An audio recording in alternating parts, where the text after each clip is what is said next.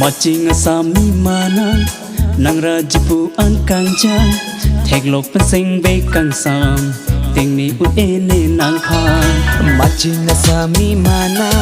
nang rajipu ang kangjang thek lok pensing be kang sam ting ni u ene nang phan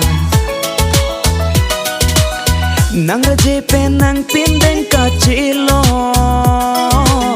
sarku ji kuk chen silo pang len thon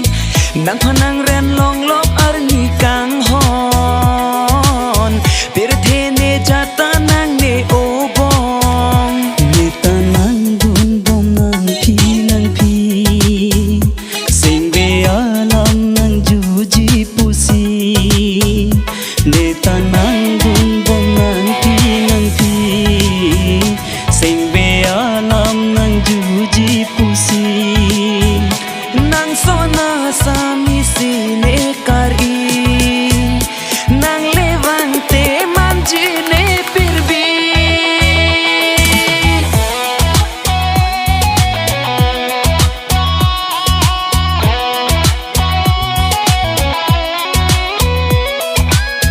bungang raje ke me seru panta so se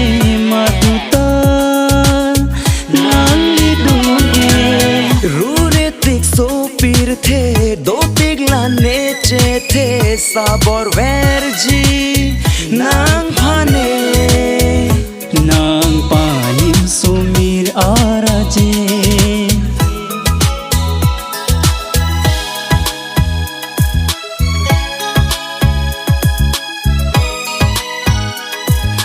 Macing asami mana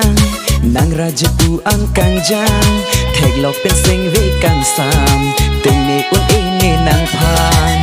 sami nang raje ke me ason ke chikluar ni ta me nang pudun de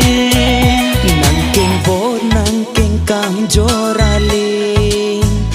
nang chelo dun ji kai ke nang phi nang king bod nang king kam jorale nang chelo dun ji kai ke nang phi nang runang din di ko nat mati nang chelo jile mo arnisi nang jukang thakang honang pini nang chelo ji mo apor kene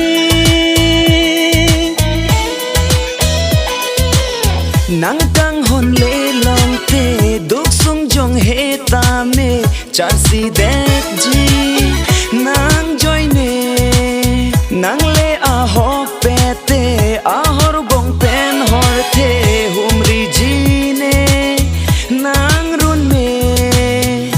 nang hilo ne kai ni chi the nang hilo ne kang hon ni pir the